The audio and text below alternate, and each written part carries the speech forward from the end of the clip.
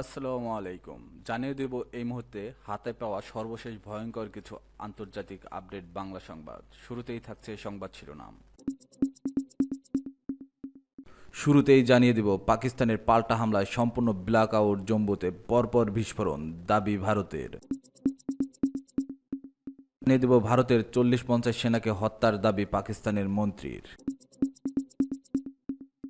এরপর রয়েছে চীনের তৈরি বিমান দিয়ে ভারতীয় যুদ্ধবিমান ভূপাতিত করেছে পাকিস্তান। সর্বশেষ থাকছে পাকিস্তানের হামলায় আশঙ্কায় পাঞ্জাবে ব্ল্যাক আউটের নির্দেশ। এখন শুনছিলেন সংবাদ শিরোনাম, এবার বিস্তারিত। প্রিয় দর্শক, আপনি যদি এই চ্যানেলে নতুন হয়ে থাকেন, ভিডিওটি দেখতে দেখতে চ্যানেলটি সাবস্ক্রাইব করে আমাদের সাথেই থাকুন। পাকিস্তানের পাল্টা হামলায় সম্পূর্ণ ব্ল্যাক আউট জম্মুতে পরপর বিস্ফোরণ দাবি ভারতের। ভারত নিয়ন্ত্রিত জম্মুতে টানা হামলা চালাচ্ছে পাকিস্তান বলে দাবি করেছে ভারতীয় মিডিয়া। এনডিটিভির এক প্রতিবেদনে বলা হয়েছে, ভারতের 15 সরে হামলা চালাতে ব্যর্থ হয়ে জম্মুতে টানা ড্রোন ও ক্ষেপণাস্ত্র হামলা শুরু করেছে পাকিস্তান। গণমাধ্যমটির দাবি, বৃহস্পতিবার রাতে পরপর বিস্ফোরণের শব্দ শোনা গেছে জম্মুতে। সেখানে বেজে উঠেছে সাইরেন, সেই সাথে শহর জুড়ে চলছে ব্ল্যাক আউট, নেই মোবাইল নেটওয়ার্ক। স্থানীয়দের পাঠানো মোবাইল ফোনের ভিডিওতে দেখা গেছে জম্মুর আকাশ জুড়ে আলোর ঝলকানি, যা ভারতীয় সশস্ত্র বাহিনীর বিমান প্রতিরক্ষা ব্যবস্থা দ্বারা পাকিস্তানের ছোড়া ক্ষেপণাস্ত্র এবং ড্রোনগুলোকে ঠেকিয়ে দেওয়ার ইঙ্গিত দেয়। এই একই অবস্থা বিরাজ করছে ভারতের কুপওয়া ও পাঠানকোটেও। এছাড়া পাঞ্জাবের কাছাকাছি শহরে গুরুদাসপুরেও ব্ল্যাক আউট ঘোষণা করা হয়েছে। এদিকে ভারতের আখনুর ও সাম্বার মতো জায়গায়ও সাইরেন বেজেছে। সেখানে পাকিস্তানের দিকে থাকা রকেট উড়ে আসতে দেখা যায়। ওপার বাংলার গণমাধ্যম আনন্দবাজার এক প্রতিবেদনে দাবি করেছে, হয়তো প্রত্যাঘাত শুরু করলো পাকিস্তান। গণমাধ্যমটির দাবি, বৃহস্পতিবার রাতে পরপর বিস্ফোরণের শব্দ শোনা গেছে জম্মুতে। আখনুর ও সাম্বার মতো জায়গায়ও বাজছে সাইরেন। পাকিস্তানের দিক থেকে রকেট উড়ে আসতে দেখা গেছে। সম্পূর্ণ ব্ল্যাক আউট করে দেওয়া হয়েছে এলাকা। যদিও ভারতীয় গণমাধ্যম এ দাবি নিয়ে পাকিস্তানের পক্ষ থেকে কোনো মন্তব্য পাওয়া যায়নি। ভারতের 40-50 সেনাকে হত্যার দাবি পাকিস্তানি মন্ত্রীর। কাশ্মীর সীমান্তে ভারতের 40 থেকে 50 সেনাকে হত্যার দাবি করেছে পাকিস্তান। দেশটির তথ্যমন্ত্রী আতাউল্লাহ তারার এই দাবি করেন। তিনি আরও বলেছেন, পাকিস্তানের সেনাবাহিনী ভারতের সামরিক স্থাপনা উড়িয়ে দিয়েছে। অন্যদিকে ভারতের হামলায় পাকিস্তানের নিহতের সংখ্যা শতাধিক বলে দাবি করেছে ভারতের প্রতিরক্ষা মন্ত্রী রাজনাথ সিং। বৃহস্পতিবার রাজনৈতিক দলগুলোর সঙ্গে করা বৈঠকে এমন তথ্য জানিয়েন তিনি। পেহেলগাঁও হামলার প্রতিশোধ নিতেই পাকিস্তানের অভ্যন্তরে বিমান হামলা চালায় বলে দাবি ভারতের। রাজনাথ সিং আরও জানিয়েছে, ভারতের এই অপারেশন চলমান, অর্থাৎ যে কোনো হামলার জবাব দিতে দেশটি প্রস্তুত।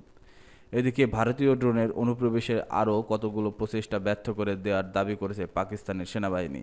দেশটির সেনাবাহিনী এক বিবৃতিতে দাবি করেছে, সফট কিল ও হার্ড কিল পদ্ধতিতে রিপোর্ট লেখা পর্যন্ত 25টি ভারতীয় হেরব ড্রোন ভূপাতিত করা হয়েছে, যেগুলো ইসরায়েলের তৈরি।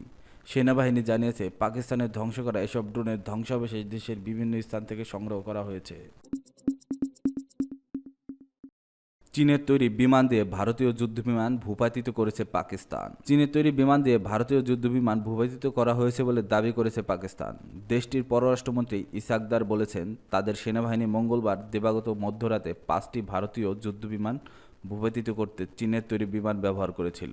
পাকিস্তান ও পাকিস্তান শাসিত কাশ্মীরের অভ্যন্তরে ভারত বিমান হামলা চালানোর পর পাকিস্তান বলেছে, তারা ভারতীয় বিমান ফ্রান্সের তৈরি 3টি রাফাল, একটি মিগ-29 এবং একটি SU-30 যুদ্ধবিমান ভূপাতিত করেছে। ভারত পাকিস্তান দাবির কোনো প্রতিক্রিয়া জানাননি বা কোনো ক্ষয়ক্ষতির বিষয় নিশ্চিত করেনি। তবে ফ্রান্সের একজন উচ্চপদস্থ গোয়েন্দা কর্মকর্তা বলেছেন, পাকিস্তান একটি রাফাল ভূপাতিত করেছে। আরও কোনো রাফাল যুদ্ধবিমান গুলি করে ভূপাতিত করা হয়েছে কিনা ফ্রান্স সরকার তা নিয়ে তদন্ত করছে। পাকিস্তানের পররাষ্ট্রমন্ত্রী ইসাকদার বুধবার বলেছেন, আমাদের যুদ্ধবিমান J-10C 3টি ফরাসি রাফাল এবং অন্যান্য যুদ্ধবিমান ভূপাতিত করেছে।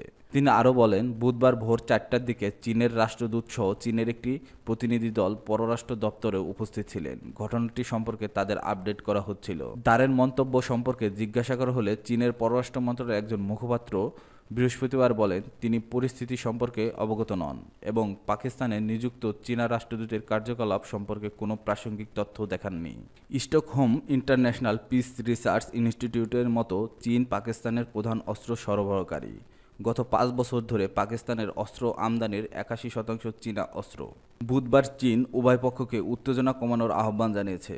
পাশাপাশি পাকিস্তানের বিরুদ্ধে ভারতের সামরিক পদক্ষেপের ঘটনায় উদ্বেগ প্রকাশ করেছে দেশটি। প্রসঙ্গত, জে-10সি একটি একক ইঞ্জিনের যুদ্ধবিমান। 2000 সালের শুরুর দিকে চীনের বিমান বাহিনী তাদের বহরে জে-10এস যুদ্ধবিমান প্রথম সংযুক্ত করে, তবে এই যুদ্ধবিমান সর্বশেষ সংস্করণ জে-10সি উন্নত অস্ত্র ব্যবস্থার অধিকারী এবং এটি 4.5 প্রজন্মের যুদ্ধবিমান হিসেবে অন্তর্ভুক্ত। এর যুদ্ধ সক্ষমতা চীনের জে-20 বা যুক্তরাষ্ট্রের F-35 এর মতো পঞ্চম প্রজন্মের স্টিলথ যুদ্ধবিমানের তুলনায় কম। যুক্তরাষ্ট্রের F-16 যুদ্ধবিমানের সর্বশেষ সংস্করণগুলো 4.5 প্রজন্মের যুদ্ধবিমান। পাকিস্তানের হামলার আশঙ্কায় পাঞ্জাবে ব্ল্যাকআউটের নির্দেশ। পাকিস্তানের হামলার আশঙ্কায় ভারতের পাঞ্জাব রাজ্যের গুরুদাসপুর জেলায় সম্পূর্ণ ব্ল্যাকআউটের নির্দেশ দেওয়া হয়েছে। বৃহস্পতিবার রাত 9টা থেকে শুক্রবার ভোর 5টা পর্যন্ত এই নির্দেশ কার্যকর থাকবে বলে জানিয়েছে ওই জেলা প্রশাসন। জেলা প্রশাসনের পক্ষ থেকে বলা হয়েছে, সাম্প্রতিক ভারত পাকিস্তান উত্তেজনা এবং অপারেশন সিঁদুরের পরিপ্রেক্ষিতে এই সিদ্ধান্ত নেওয়া হয়েছে। প্রশাসন আশঙ্কা করছে সীমান্তবর্তী এলাকা হিসেবে গুরুদাসপুর কিছু সম্ভাব্য ঝুঁকির মুখে পড়তে পারে, তাই পূর্ব সতর্কতা হিসেবে ব্ল্যাকআউটের এই সিদ্ধান্ত নেওয়া হয়েছে। ব্ল্যাকআউট চলাকালীন জেলার সব বাসিন্দাদের বাড়ির আলো নিভিয়ে রাখতে বলা হয়েছে। রাস্তাঘাট, দোকান ও অফিস অন্যান্য স্থাপনাগুলোর আলো বন্ধ রাখার নির্দেশ জারি করা হয়েছে। জরুরি পরিষেবাগুলোর জন্য ছাড় দেওয়া হলেও তা প্রশাসনের অনুমতির আওতায় থাকবে। জেলা প্রশাসক এক বিবৃতিতে বলেন, সব নাগরিকের সহযোগিতা এখন সবচেয়ে গুরুত্বপূর্ণ। এই সতর্কতামূলক পদক্ষেপ আমাদের সুরক্ষার জন্য নেওয়া হয়েছে। অনুগ্রহ করে সবাই নির্দেশ মেনে চলুন এবং যে কোনো জরুরি পরিস্থিতিতে প্রশাসনের সঙ্গে যোগাযোগ করুন। এছাড়াও পুলিশ ও অন্যান্য নিরাপত্তা বাহিনীকে জেলার বিভিন্ন এলাকায় টহল জোরদারের নির্দেশ দেওয়া হয়েছে, যাতে আইনশৃঙ্খলা বজায় রাখা যায় এবং কেউ নির্দেশনা লঙ্ঘন না করে। সীমান্তবর্তী জেলা হিসেবে গুরুদাসপুরের প্রশাসন এর আগেও এ ধরনের সতর্কতামূলক ব্যবস্থা নিয়েছে, তবে অপারেশন সিঁদুরের পর এটির প্রথম বড় ধরনের নিরাপত্তা ব্যবস্থা হিসেবে দেখা হচ্ছে।